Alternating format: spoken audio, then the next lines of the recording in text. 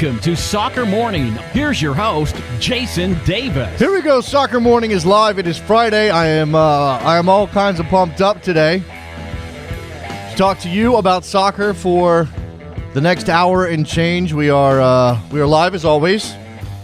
We will open up our phone lines shortly. It's one of those days. We had a guest, was all lined up. It's going to be a fascinating discussion. And then, life happened. Because life happens. And I understand how life happens. Kids and wives and jobs, other kinds of jobs besides talking about soccer on the radio or on the internet every day. So our guest has fallen through. No fault of his. Other responsibilities took over.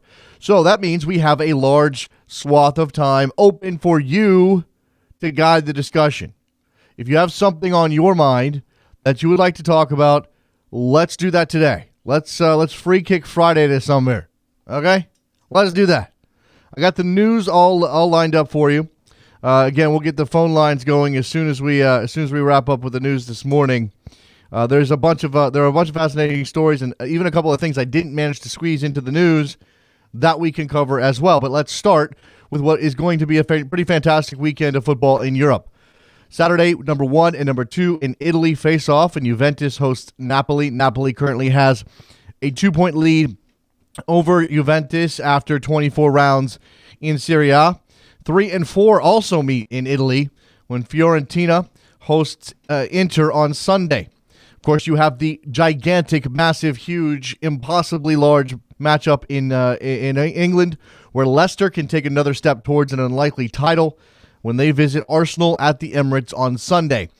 We will have a protest, presumably, at the Emirates on Sunday. Leicester fans are planning to boycott the first 5 minutes of that match due to the game being moved to Sunday on extremely short notice for television reasons. The television people said, hey, we'd like to showcase this game on Sunday. And the Premier League said, sure, no problem. And the Leicester fans who were traveling from Leicester to London said, wait a second, you're bastards. City faces Tottenham in another top-of-the-table clash as well. That's a couple of teams in that top 4 looking to chase down Leicester and win a title themselves.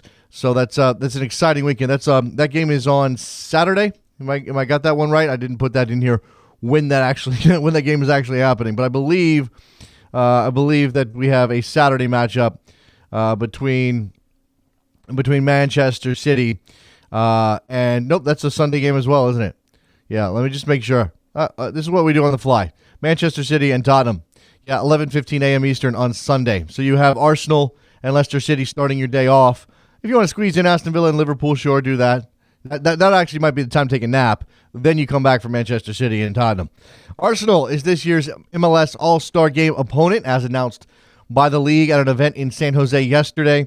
MLS released a cute little video featuring cameos from many an MLS star, plus many Arsenal players as well.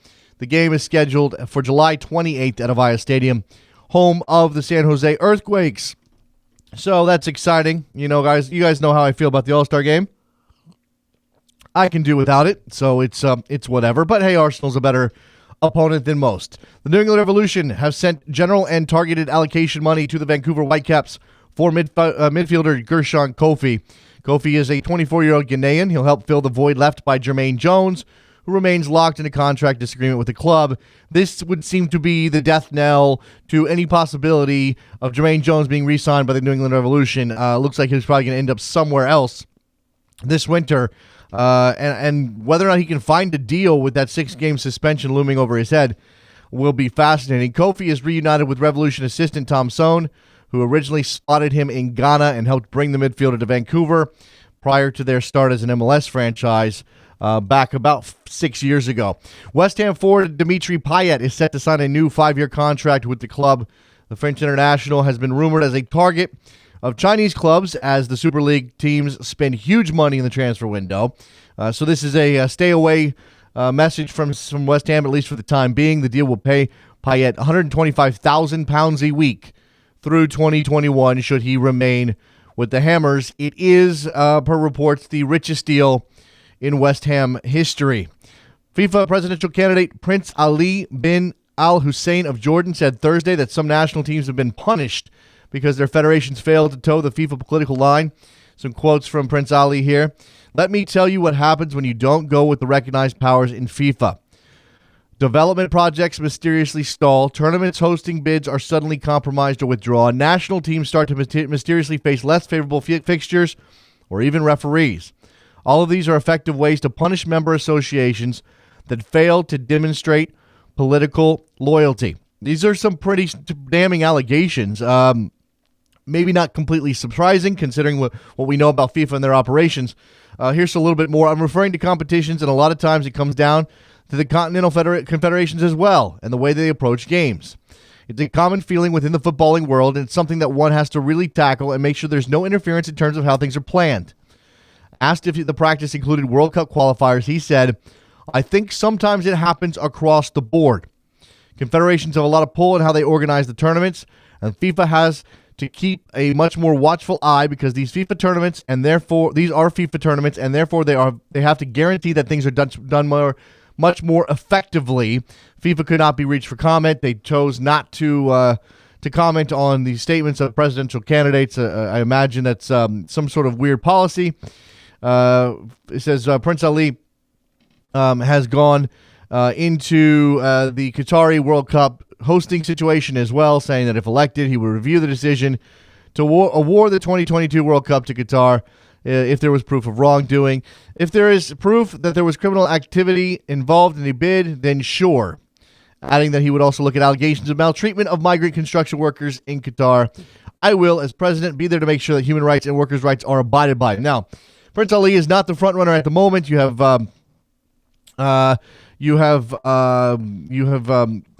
Gianni Infantino, who's garnering a lot of attention because of the backing of UEFA, and then you have the Salman of Bahrain, who has already grabbed Africa's backing as well. So let's take a break. We'll come back. I don't really want to talk about all of the ridiculous FIFA presidential machinations. I'd rather talk about actual soccer with you, the soccer-loving public. So let's step aside, open up the phone lines, come back, and do that Friday thing. Soccer Morning, backyard.com.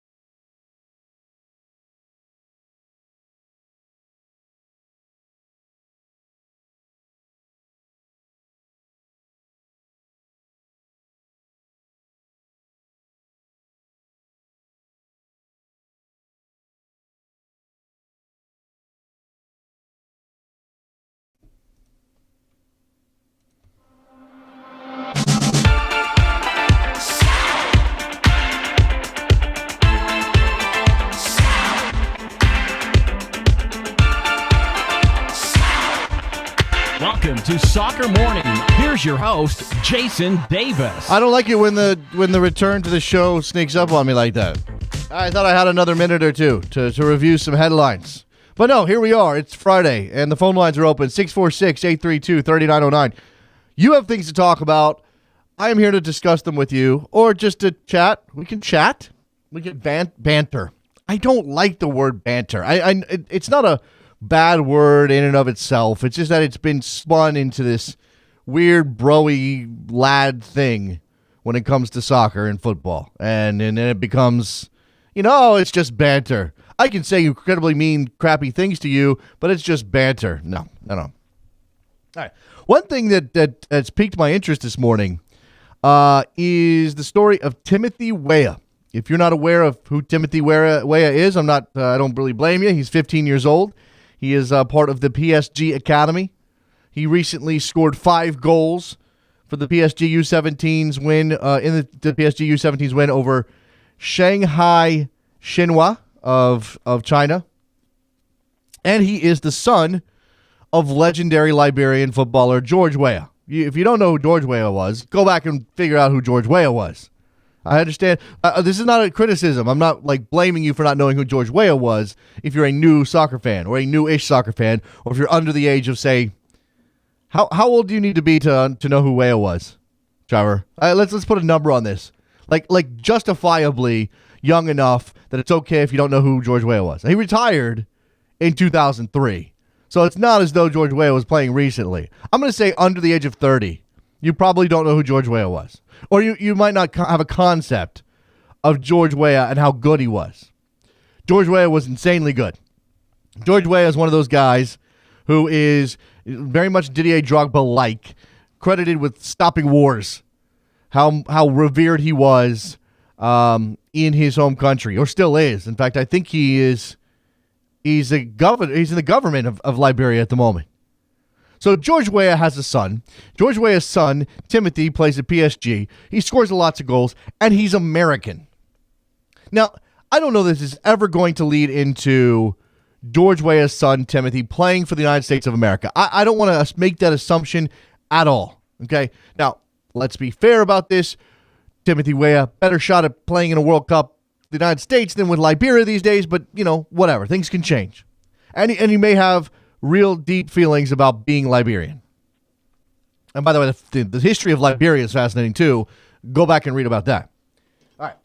So Timothy Weah is American, and it brings to mind this odd situation we have. Not only do we have a host of German American players and players from many places around the world whose parentage is one American parent and one parent from one native parent, and the reason for their union is the military intervention of the United States, which gets into a whole hegemony thing, and I don't want to do that right now. I don't want to talk about military power in the United States, but clearly when it comes to soccer, we have a situation where there are many Americans who grew up in other places and are American through that quirk, or through that military reality. There's also a different group of American players, and they're the American players whose parents came to the United States they're famous. Let me say it this way. Their parentage is famous. This is what's coming. Timothy Weah plays. Timothy Weah scores goals. He's in a U17 team. He's 15 years old. You don't know if he's ever going to be a top-level professional player. But when you look at the genes he's got, you have to at least imagine that it's possible that Timothy Weah becomes an amazing player. And he happens to be American. And it's not as like there's obvious reason for Timothy Weah to be American. His dad wasn't American. His dad didn't play in the United States of America at any point. His dad played for Monaco and PSG and Milan, and at the end of his career, very briefly for Manchester City, Marseille, and Al Jazeera. It's not as though George Weah is a guy who would naturally end up in the United States for any particular reason, other than the fact that there are opportunities here, that maybe George had business here, or maybe he, whatever. I mean, I don't know why George Weah ended up in the United States. I mean, I don't know why. I don't know how. I mean, so he's got 3 kids. Again, I think. In fact, let me see if I can find the story. I think Top Drawer Soccer did a piece. I think our man Will Parchman did a piece on Timothy Weah. over at Top Drawer Soccer for the 91st Minute blog. And let me just see if I can pull it up, because I'm sure if anybody has background on Timothy Weah. All right. I thought Timothy Weah was already in the U.S. youth system. He probably is. Okay, I probably missed this. Okay, he maybe it's already on the road to Timothy Weah being a U.S. men's national team player. Okay, so that's not really my point to Mike on Twitter. But thank you. Yes, I may not have all the details. I'm not paying attention necessarily to 15-year-old players at the moment. Trying not to get too excited about a kid who scores five goals in a youth team game against a Chinese club. Here we go. The youth national team experience tends to accelerate by degrees once the player hits the U17s. For one, it's the first age group with a World Cup, and the U17 World Cup is a scouting bonanza. It has historically been a scene setter for some of the top pros in the world, until then shielded by the relative anonymity of provincial academies and U15 boys national teams. Timothy Weah is currently in the midst of that acceleration, and he is picking up speed fast. So this is all from my friend Will Parchman at Top Drawer Soccer. Weah is, of course, the son of AC Milan legend George Weah, which has dictated much of the coverage surrounding his early years. That much was always inevitable. But as he's joined the U17s, U.S. men's national team U17s, current 2-year cycle, which dead ends at the U17 World Cup in 2017, Weah has gradually stepped out on his own. He's a New York native. New York native has a cup of coffee in the Red Bull system before moving on to PSG in 2014. And he's hammering other children into the core of the earth with the force of Beowulf. Leave it to Will Parchman to write something like that. We've got, again, it's not necessarily about George Weah. And I'm not trying to hype up, Timothy Weah. I'm not trying to hype up Timothy Weah. I'm just thinking about this because there's the rumors that, there's the rumor out there that Ronaldo's kid's American, right? Now, he's not playing soccer yet. Timothy Weah is way ahead of 7-year-old little Ronaldo, whatever his name is. And maybe little Ronaldo never plays a second of soccer in his life. But it just occurs to me that there's really no reason for Ronaldo's kid to be American other than happenstance. I don't know about the situation with George Weah, but you wouldn't necessarily assume or imagine or reason out that George Weah's kid was going to be American. I just think that's funny. 646-832-3909. That was going nowhere, and I apologize for all of it. First of all, let me take a moment here to follow up my producer Trevor Hayward, who just put on Twitter, happy birthday to Jared Dubois, my partner from the Best Soccer Show and a key part of the Backheel family. And there you go. Happy birthday to Jared. He's an old guy, but I'm not that far behind him, so it's hard for me to really give him a hard time about that. We have a big schedule this weekend. That Leicester Arsenal game. Tell me what you expect out of Leicester in this game. Tell me how you imagine Leicester to approach this match at the Emirates. They just got done taking care of Manchester City. Didn't give Manchester City a chance to breathe, went one up, and salted that game away with their unique brand of opportunistic, counterattacking soccer. I mean, I don't know how else to describe it. I mean, certainly smarter people tactically than me have broken down Leicester. I know there's a Jonathan Wilson piece floating around out there that I need to read. This is from James Dahl at ESPN FC. Leicester's jaw-dropping 3-1 win at Manchester City last weekend ensured we've all just about come to terms with the Foxes as title-winning material. And the remaining skeptics will surely be converted when they repeat that feat at Arsenal on Sunday. But Claudio Ranieri must cope with a new issue that goes by the name of expectancy. It is a different type of pressure to win when it is demanded of you. Even Arsenal boss Arsene Wenger has fed the media the line that Leicester are now favorites for glory. Arsenal stumbled after leading from the front earlier this season, and now it's the Foxes' turn to be the team everyone wants to defeat, or at least avoid losing against. So we do have a situation now where the dynamics have shifted, and rather than Leicester being the plucky underdog who's going to surprise everybody by knocking off some of the big teams and remaining near the top of the table, now they are the target. Now Leicester has to deal with the mantle of being the favorite. And this is, I'm not going to say it's brilliant on the part of Arsene Wenger because it's a pretty obvious tactic, but yes, absolutely, you want to shift that burden of expectancy onto Leicester if you're anybody who's chasing them down. If you're Claudio Ranieri, if you're Manuel Pellegrini, if you're Mauricio Pochettino, what you do is say, oh yeah, Leicester, they're the favorites. I mean, look how good they are. Look at Mahrez, look at Vardy, look at these guys. They're just going. They're going to be, it's on us to catch them because really, look how great Leicester is. That way, the expectancy, the burden of proving it is back on Leicester. They have to be able to prove that they can insulate themselves from that type of talk, not get in their own heads, not have their heads swell, lose focus, drop points that they can't afford to drop. And again, go look at Leicester's schedule. Go look at their fixture list for the remainder of the season. Find me the games that they are really going to be underdogs in outside of, I think there's a trip to Old Trafford, and they close out with Chelsea, and there might be one game against City in there, or have they played City twice already? All right. I have to go look, but it's not a killer fixture list. It's a pretty easy schedule for them down the stretch with the carrot in front of them. And they have the lead now. They have a gap that if they play their cards right, if they maintain some form of consistency, if they don't allow themselves to get too excited, should allow them not to walk to a title, but to go grab the title. 5 points after 25 games. 13 matches is a lot. That's a lot of points on offer. I mean, that's a significant amount of games to have to navigate to go win your unexpected title. But at this point in the season, we start to see the separation. We start to see the cream rise to the top. We expect the teams at the top of the table to figure out a way to see it out.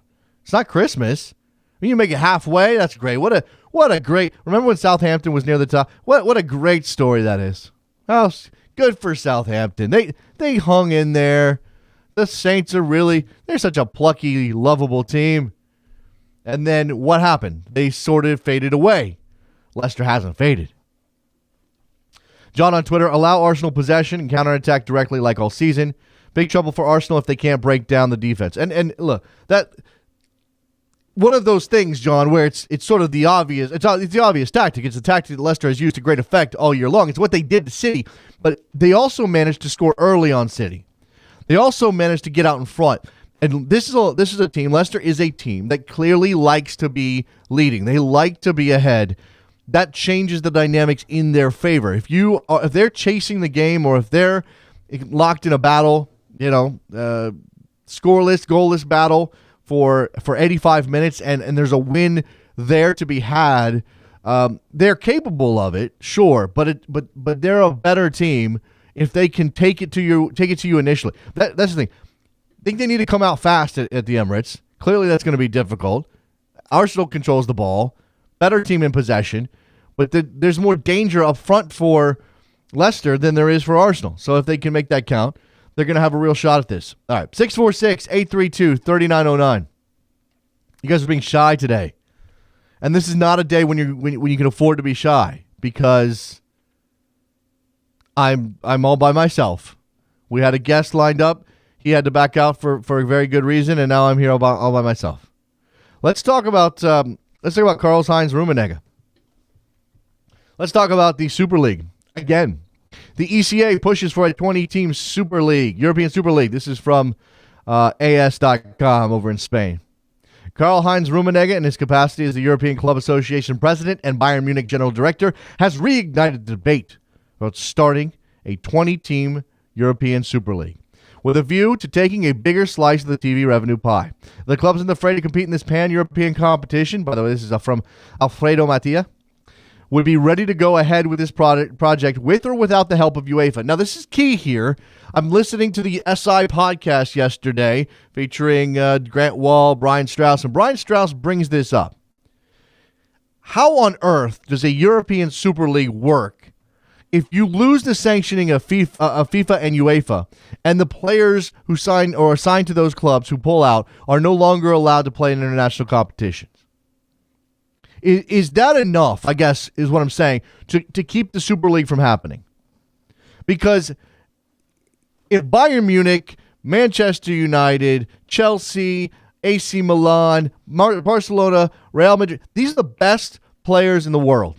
from many different countries. Obviously, more Germans in the Bayern Munich squad, more Italians in the AC Milan squad, more Spaniards in the Barcelona squad. But these are the best the world has to offer.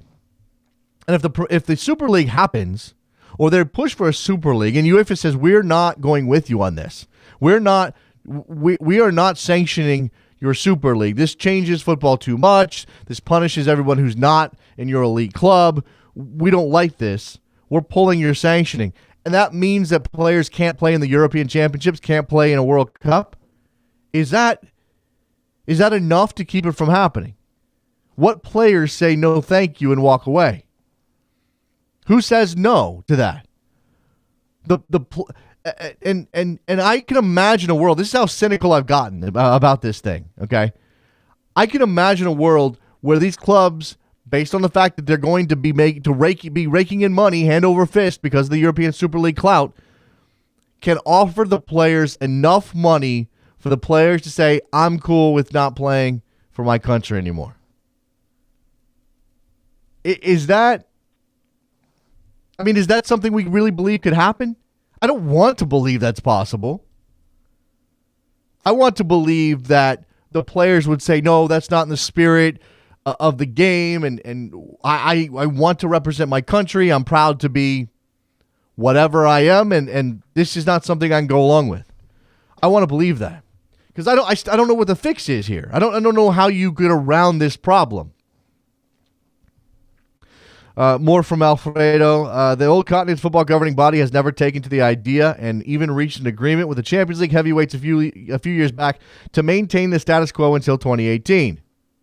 However, the continual growth of the Premier League, spurred on by greater TV revenues, has forced Italian, German, and Spanish clubs to address the increasing financial disparity. Rummenigge and Andrea Agnelli, the Juventus president, recently reflected on the manner in which the Beautiful Game's flagship club competition is administered in comparison with the most watched league in the USA, the NFL. Now, here you go. You want to blame the Americans for something. It's our fault. The NFL is a juggernaut. The NFL prints money. It's a closed league. Same number of teams, same participants every year. Running a league schedule over the course of, 6 months. It is a model that teams like Bayern Munich can't avoid being enticed by. The Champions League is worth 1.5 billion euros in television rights, while the NFL ranks in close to $7 billion. However, market research shows that of the 2 billion sports fans in the world, 1.6 billion follow football, and only 150 million follow the NFL. This is certainly food for thought. You give business-minded people the sense that they are leaving money on the table, and they are going to respond by asking to get some of that money, by trying to get some of that money. That's the reality that we live in. Now, it's great when the fans of Liverpool can walk out and force FSG, into backtracking on their price hike. And you can get FSG to admit that they got it wrong. And you can sort of squeeze out of FSG the feeling, the admission that Liverpool is a special club and they need to be caretakers of said club, and they can't treat the fans poorly. And I don't necessarily doubt that Fenway Sports Group on some level believes those things. I mean, certainly their experience with the Boston Red Sox leads them into a situation with Liverpool where they have a better understanding of what a civic institution that club is and how they should treat it and treat its fans. But that's not how everybody acts, and that's not how everybody's going to act as we move forward. Again, we now have income inequality in this country, wealth disparity across the globe, wealth disparity in the world of football. And what the wealth disparity is doing is creating that European elite who now sees themselves as a different category. They are the 1%. Those big clubs. Did you see how much money Manchester United made? They had a report that came out yesterday. And this is where we are now, where as much as it's about what Manchester City does on the field and is Louis Van Gaal getting his tactics right, and is Martial really the answer, and how do you get the most out of Wayne Rooney? It's also about Manchester United earning £500 million, and this being an enormous story in the world of football. Man United, Premier League club on track to earn £500 million, the first British club to earn that much in 1 year, despite their lack of success on the pitch. Second quarter revenues rose by 26.6% to a record £133.8 million, with commercial revenues up 42.5% to £66.1 million. I mean, I give a crap about this. But it shows you where Manchester United sits in the financial hierarchy of British football, English football, European football.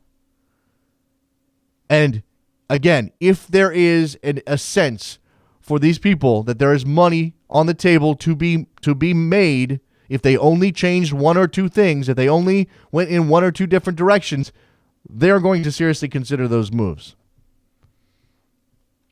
And I don't want to be doom and gloom, but I do think that a European Super League turns European football upside down to such an extent that I don't know what it looks like. I mean, there will be the Super League, and people will watch it around the world. Again, I mean, look, when the numbers are what they are, 1.6 billion people follow soccer, only 150 million follow the NFL, and the television deal for the NFL is 7 times larger than that of the Champions League, or 6.5 times larger than that of the Champions League. Somebody's going to want to fix that.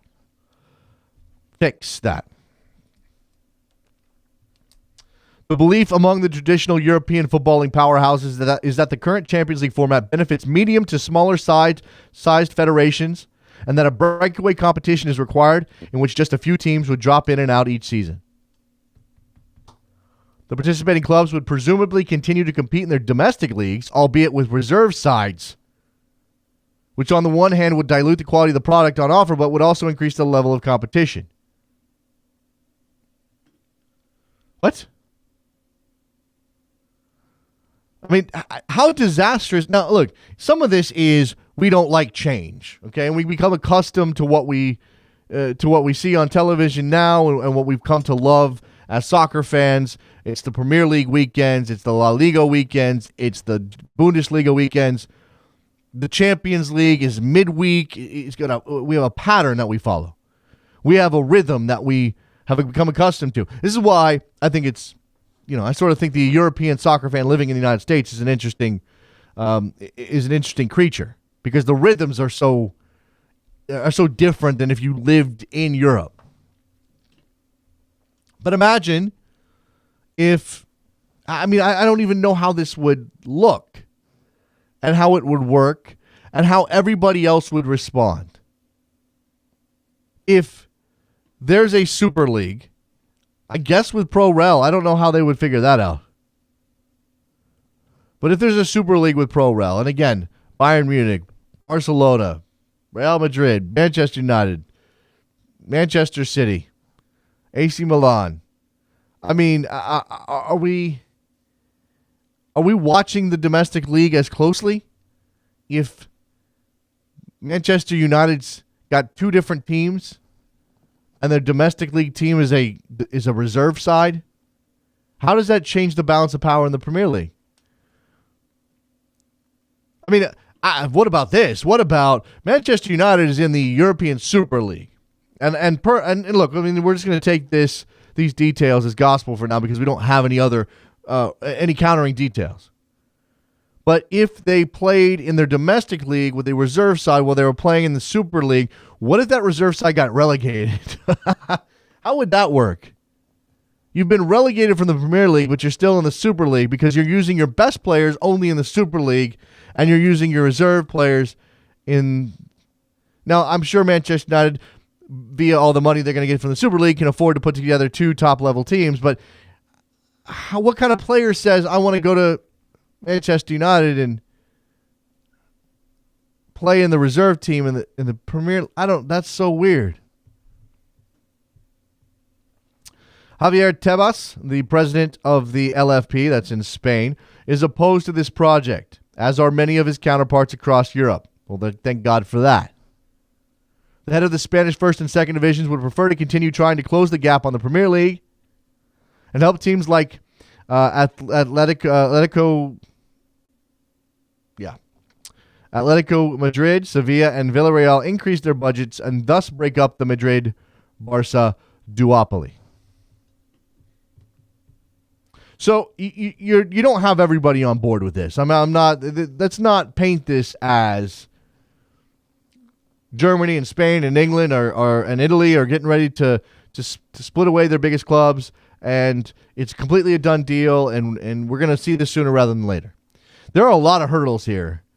It seems a very complicated set of circumstances to try to get from where we are now to a Super League. For a lot of reasons. And some of it's legal. And as I had this discussion with, was it Christian Hennig? I had this discussion with a couple weeks back. And one thing I brought up is lawsuit on top of lawsuit on top of lawsuit. There are so many teams, so many competitions, so many companies, so many individuals would be suing for damages in whatever court applies. For a number of reasons. I mean, I could come up with a number of reasons. Now, some of them will be thrown out, of course, it's frivolous or whatever, but I imagine, not knowing the European court system, certain countries, I imagine at least some of them would come to a point where it's a question of damages and publicity and all those things. Joshua says a Super League is acting like Europe is a single country. If they do this in the U.S., the U.S. should demand they only get one spot in the World Cup.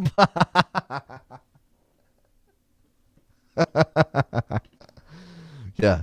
If you put together a Super League that's across all of Europe, then effectively you're acting like it's one big country, and yeah, they'll get one. Now they could put together an amazing national team with this European. Yeah, they could do that.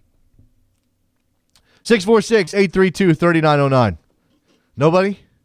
Nobody's got thoughts, concerns, questions, issues. Nobody wants to talk Super League. Nobody wants to talk Arsenal-Leicester coming up this weekend.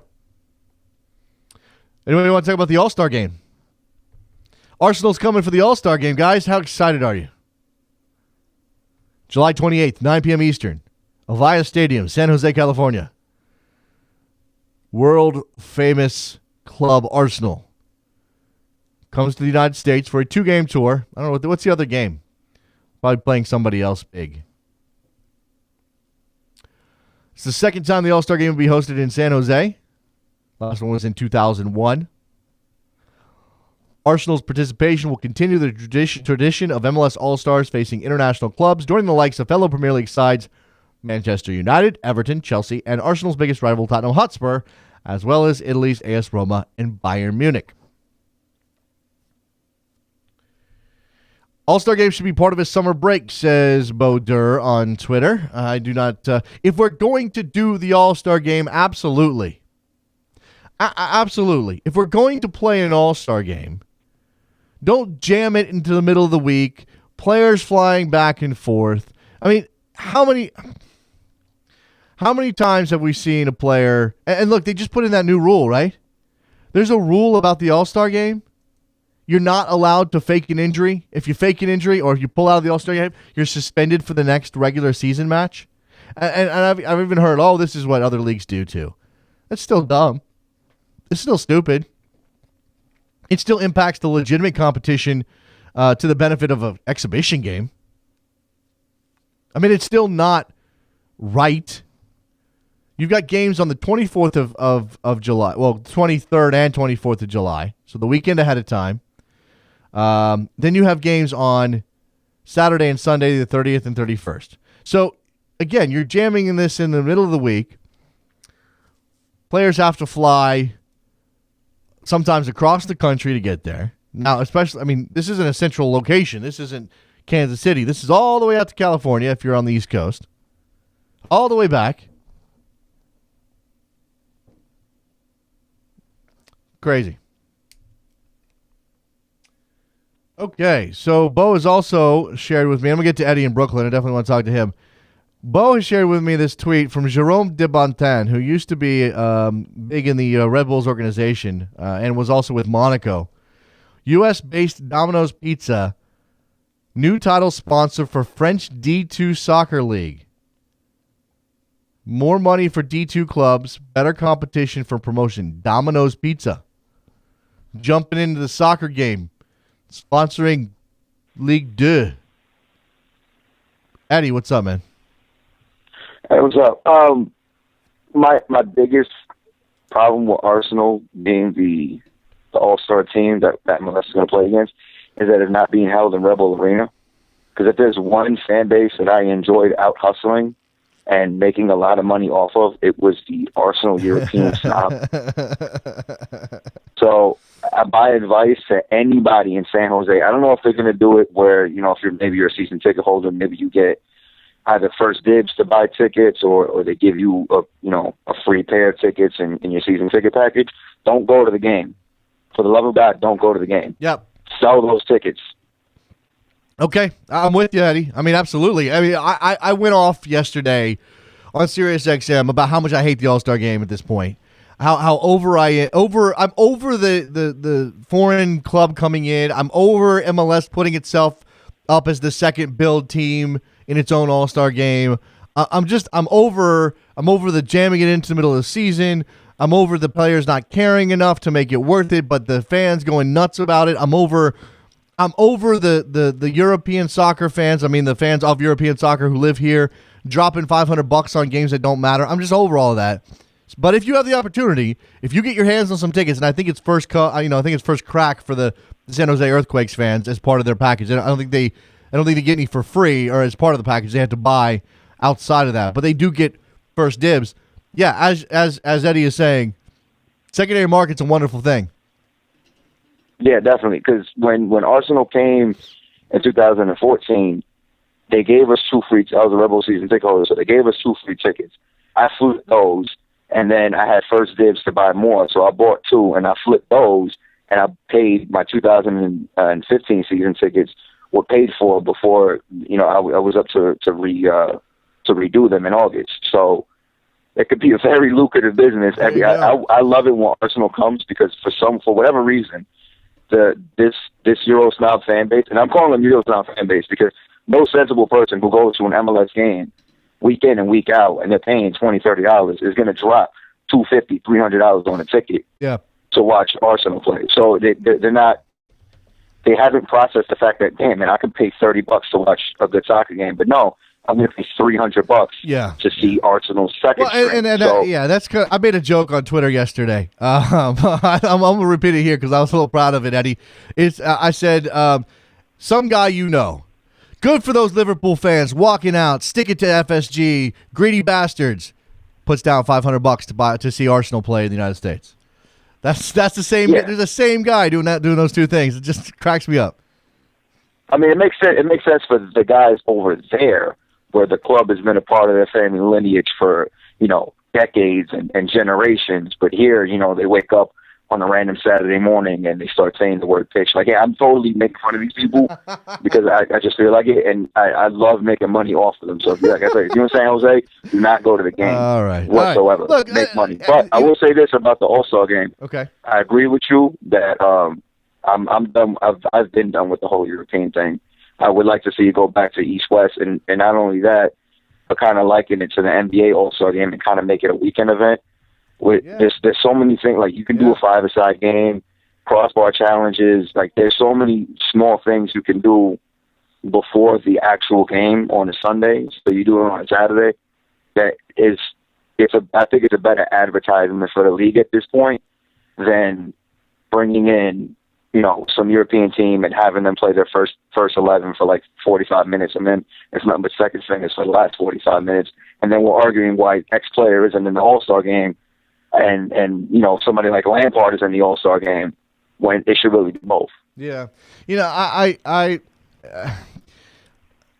There are a bunch of different suggestions people have for what to do with the All-Star game, the format. I mean, I could do with East versus West. I'm cool with that. Again, I said, highlight your own talent. Like if you're improving and the goal is to get people to care about your league, because again, What does Arsenal bring you? Are there casual soccer fans whose ears perk up because Arsenal comes to town, who then become MLS fans, Eddie? Is that a thing that happens? I mean, I just don't know. I think it's a myth. I mean, I just don't think it can. I don't think the juice is worth the squeeze, is what I'm saying. And MLS is they're trying to scrape prestige off of Arsenal. You can't do that. You have to build your own prestige. You have to prove yourself. You can't say, oh, look, Arsenal's here. Look, rub up against Arsenal. Get a little bit of that, 1-0 to the Gunners history stuff. No, it doesn't work. That does not work. Arsene Wenger comes here, runs his reserve kids through their paces at 3/4 speed, and goes home.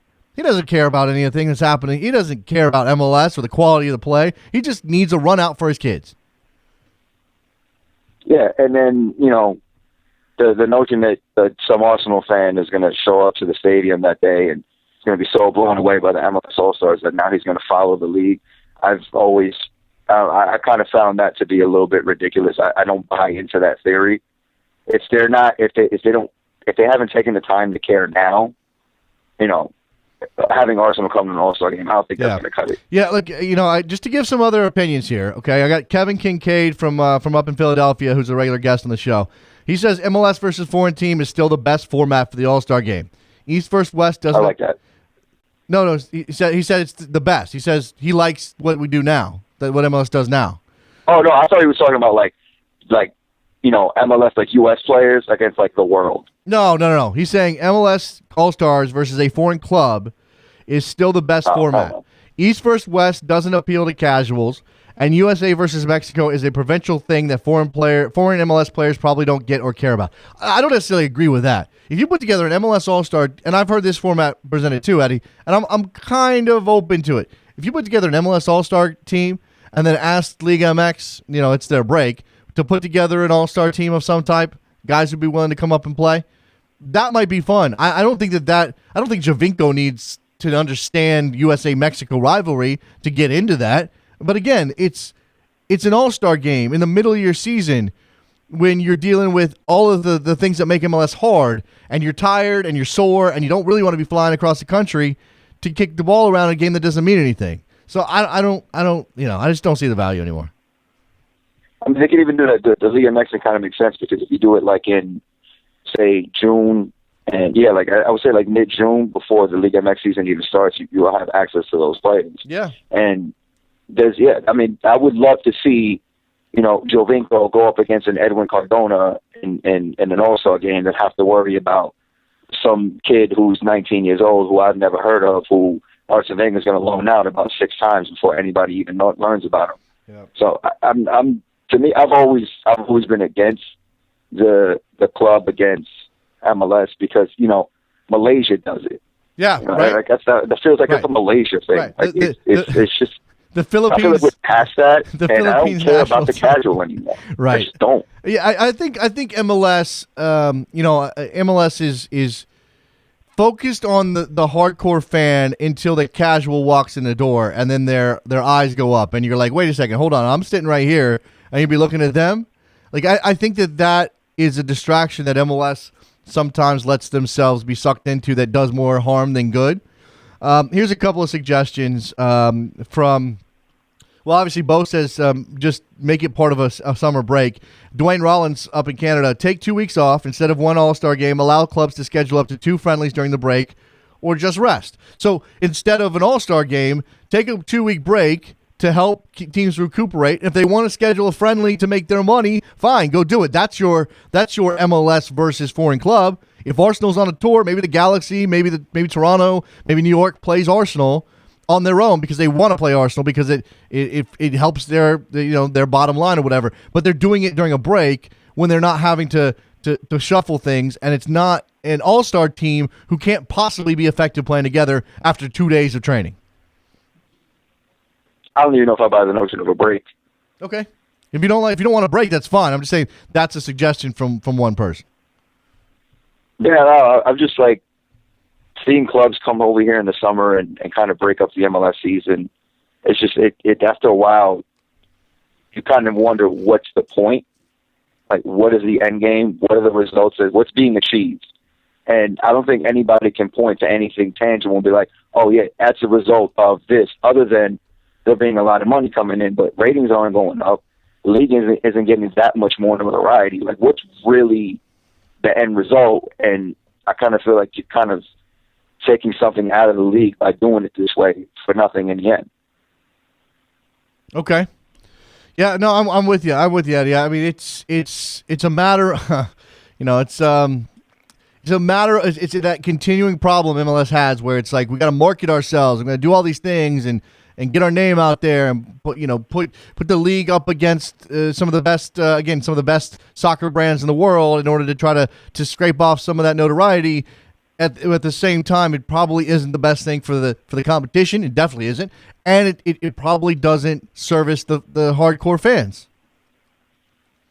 Yeah, I mean, I think everybody's trying to find a quick fix solution because everybody wants MLS to be something that it's clearly not yet. Right. And I think instead of that, just enjoy the product for what it is now and market the best part of that product instead of trying to find a quick fix solution. I feel like we need to be like gurus up on the mountain, Eddie, and have people come to us and just say, just chill, man. Just like time takes care of all things. Like, just wait. Be patient. And as you said, enjoy what's here. And there are a lot of people out there who want to suggest that if you are okay with the way things are, then you're okay with mediocrity. That you're missing. That the United States has so much more potential than we're living up to as a soccer country. Blah blah blah. And I can listen to those arguments, but at the same time, it's not going to go from 0 to where you want it to be in 20 years. I mean, people think, 20 years, that's such a long time. How are we still where we are? Are you serious? Do you understand how short of a time? That's one generation of people. That's barely enough for anything to take hold in a purely cultural sense. And nobody wants to wait. And it's boring to say wait, but that's the truth of it. Enjoy the soccer that's there, or not, but just realize patience matters here. No, I agree. I mean, look, I'll agree with those people too, and what can do to help grow the league. But I think that has more to do with the rules themselves, and scheduling friendlies against European teams isn't going to fix that problem. That's true. It's more so the rules, and again, than just the scheduling. These things aren't mutually exclusive. You can advocate for change. You can advocate for MLS. I'm here railing against MLS and the single entity and the salary structure and how low some of the salaries are all the time. But that doesn't mean I can't also watch the games on the weekend and enjoy that. I mean, what else are you going to do? I mean, really, right? What kind of life? What other kind of life would I have? Eddie, you got anything else before I let you go, man? No, just Joel Campbell beats Will and Francis for the match winner at the MLS All-Star game. Okay. That's right. We might get to get a chance to see Joel Campbell on the field for Arsenal, who's been, you haven't called in to crow about him breaking into that team at all. I'm shocked. But none to crow about. I mean, all I did was say prior to the 2014 World Cup that he's going to be the best player in the region. I'm just sitting back and watching it. There you go. Appreciate the call, man. Good stuff. All right, man, take it easy. Eddie in Brooklyn, our resident Costa Rica booster here on Soccer Morning. Good stuff from Eddie. I didn't mention this to Eddie just now. Hold on, let me take a drink of water. The throat gets dry. I didn't mention this to Eddie just now, but I was watching a little bit because I was bored. I had nothing else to do. I was plowing through some writing, and I turned on the New York Red Bulls town hall meeting. This is the same meeting that they had last year that devolved into a bunch of curse words and allegations of doing Mike Petke dirty and a bunch of New Yorkers very upset, which was so entertaining. This year was nothing like that. As you can imagine, very calm, very happy people thanking the team for a wonderful year last year. Yes, they came up short in the playoffs, but man, they did some pretty great things. And this one guy stood up there, and I swear he was like Eddie's kindred spirit. He went off about how, you didn't win in the playoffs, but what matters is that you had the most points and that you were champions. That you were the real champions, Red Bulls. That's it. It's about how you did in the season. Forget the playoffs. It doesn't matter. And I was like, that's Eddie. Hey, where's Eddie? Is that Eddie? Eddie's attitude's the same. Get rid of the playoffs. Give the team that wins the Supporter Shield the championship. All right, so Jerome Valky has now been banned from soccer for 12 years. That is just come down the line. I don't know. Do I even have the energy to be like excited about comeuppance anymore? I mean, come on. The adjudicatory chamber of the Independent Ethics Committee, chaired by Mr. Hans-Joachim Eckert, has banned Mr. Jerome Valk, former Secretary General of FIFA, for 12 years from all football-related activities on a national and international level. The ban comes into force immediately. This all goes back to sale of tickets. Jerome was one of those guys who, very much like our friend CONCACAF Jack, was benefiting from some ticket scams. Got his hands on some tickets, gave them to his son or something. This is like very much like Jack's case, I think. Wasn't his son involved? Or am I getting my stories confused? It doesn't matter. He did something dirty, and now he's been banned for 12 years. And it's so weird to watch FIFA clean up its house after the fact. After Loretta Lynch went in on FIFA, now the FIFA's like, oh, damn, we better clean up. This is like, like the I don't know. I'm not even sure that shouting for it is a thing I can work up anymore. Valky, whatever, was quite the dirty bird.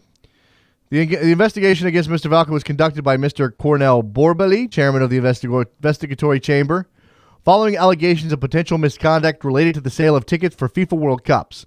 During the course of the investigation, several other acts of potential misconduct arose, in particular abuse of FIFA travel expenses, policies, and regulations, cases involving related parties' issues, and the sale of TV and other media rights, and the destruction of evidence. So, no surprises here. Jerome was a bad guy, and he was, right-hand man of Mr. Sepp Blatter, so connect some dots. Among other things, the chamber found that a sports marketing firm had gained an undue advantage from the selling of FIFA World Cup tickets. In this respect, not only did Mr. Valky come up with nothing to stop these activities, he even encouraged the persons responsible to do so. Furthermore, Mr. Valk repeatedly encouraged them to breach an agreement concluded between FIFA and the sports marketing firm. He attempted to grant the TV and media rights for the 2018 and 2022 World Cups to a third party for a fee far below their actual market value, and had taken concrete preparatory action in this regard.